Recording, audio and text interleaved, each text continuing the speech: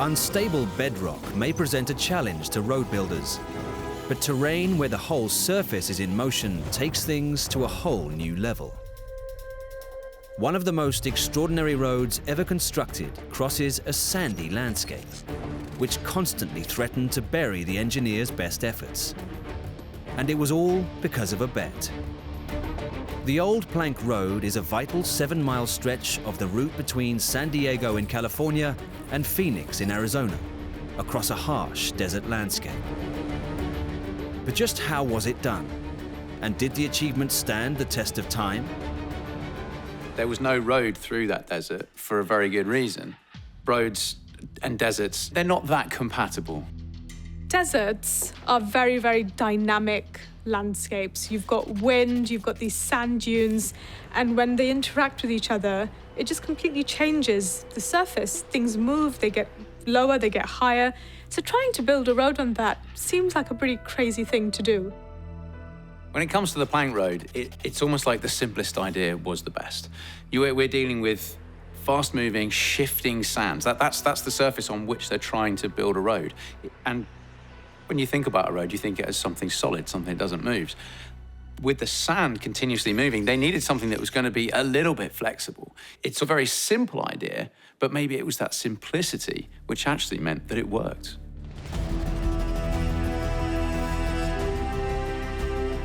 In 1912, Los Angeles became the terminus of America's transcontinental railroad. But without any direct connecting routes to the east, nearby San Diego faced becoming an economic backwater, blocked by an expansive desert which was considered impassable.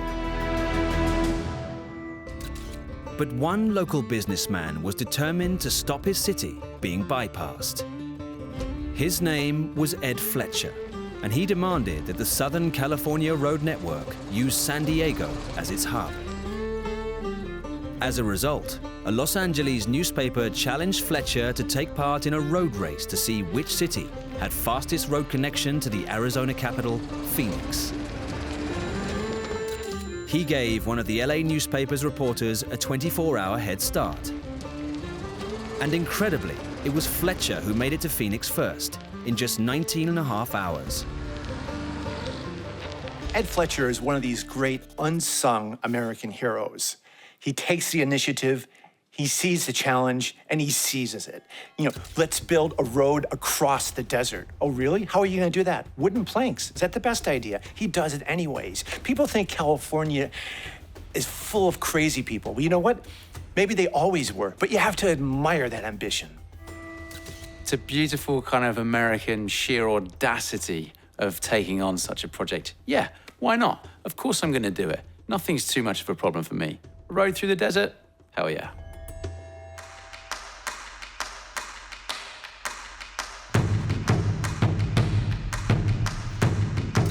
Even though he had won his bet, how could Fletcher turn San Diego into a real road hub?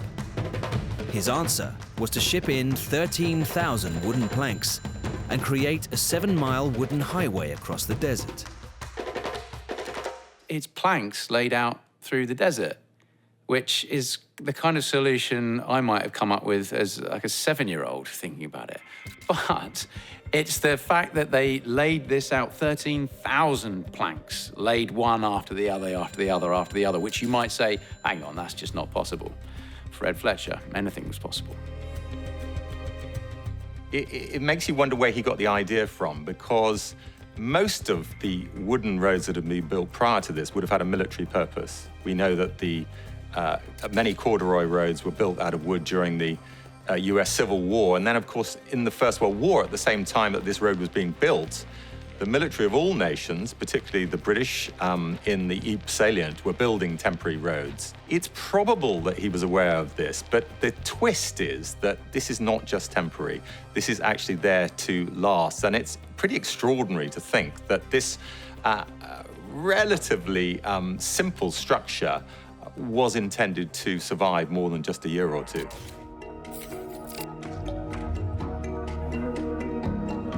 Amazingly, Fletcher's improvised road was so successful that in 1915 it was incorporated into California's state highway system.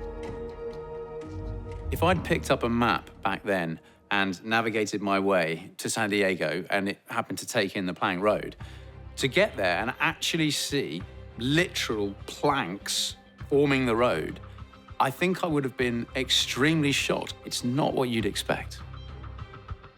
It's completely bizarre and utterly surprising to me that 2 planks of wood in this moving sand desert can be part of a highway. I mean, it's incredible. I think there's a lot to learn from that, because sometimes engineering solutions can be fairly simple on the face of it, but it does seem a little bit mad. For 10 years, the plank road was in constant use, not only by local traffic, but also by tourists who came to enjoy the incredibly bumpy ride across the desert. Fletcher's Plank Road becomes a success because it's a novelty. It's the path less taken. It's an adventure. People want to drive on it. They know it's going to be an experience, and that's what it's all about. It's sort of the original thrill seekers. People would brag to each other, "Have you been on the Plank Road?" "I have. It's amazing." And everybody wanted to do it. Fletcher had proved his point, and the road was here to stay. He even improved on his 2 parallel planks design with a solid wooden surface. So I love the quite clearly iterative process that the designers and the engineers went through here, from the 2 parallel rows of planks that you have to keep your wheels onto, to the continuous rows of planks just laid out in front of you as a more solid structure. Having the solid surface versus the 2 sets of plank definitely takes it a step better, but at the end of the day, you still have the same problem that the landscape changes very dramatically within the matter of hours. So we really do need to understand what we're dealing with. How much wind is there? How much is the sand moving? Where is it the worst? Where is it the best? And once you have a thorough understanding of what you're dealing with, then you come up with the right solution for the answer. So that makes a lot of sense to me. And in 1926, the correct solution was to replace the wooden planks with a professional asphalt surface built up on a sandbank. Analysis was done on the moving sand, and it was found that the sands moved a lot more when it was lower. Anything that was raised up slightly was less susceptible to the moving sands. And so when the more permanent road was put in with an asphalt surface, that was put in on a kind of raised bank, whereas the plank, the original plank road, was right down where all the shifting sand was.